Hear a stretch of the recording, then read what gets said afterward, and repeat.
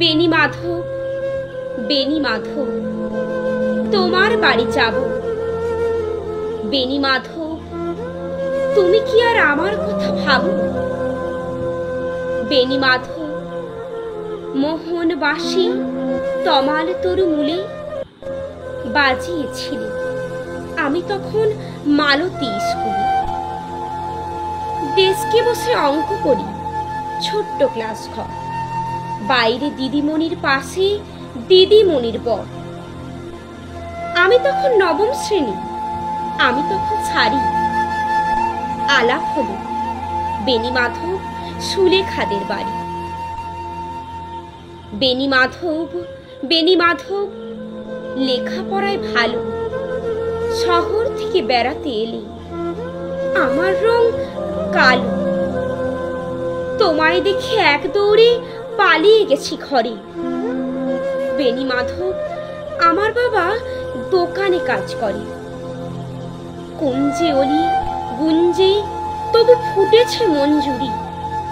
সন্ধেবেলা পড়তে বসে অঙ্কে ভুল করি। আমি তখন নবম শ্রেণী, আমি তখন 16। ব্রিজের ধারে বেনি মাধব লুকিয়ে দেখা হলো। বেনি মাধব, বেনি মাধব, এত দিনের পরে সত্যি বলো বেনি মাধব, সেসব কথা এখনো মনে পড়ে? সেসব কথা বলেছ তুমি তোমার প্রেমিকাকে। আমি কেবল একটি দিনেই তোমার পাশে তাকে দেখেছিলাম, আলোর নিচে অপূর্ব সে আলো। স্বীকার করি দুজনকেই মানিয়েছিল ভালো। জুড়িয়ে দিল চোখ আমার, উড়িয়ে দিল চোখ। বাড়িতে এসে বলেছিলাম ওদের ভালো হোক। রাত্রে এখন ঘুমাতে যাই একতলার ঘরে। মেঝের উপর বিছানা পাতা, জ্যোৎস্না এসে পড়ে।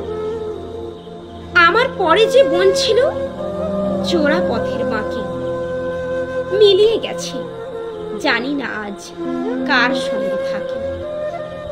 আজ জুটেছে, কাল কি হবে? কালের ঘরে শনি, আমি এখন এই পাড়ার সেলাই দিদিমণি। তবু আগুন বেনি মাধব, আগুন জলে কই। কেমন হবে আমিও যদি নষ্ট মেয়ে হই? নমস্কার।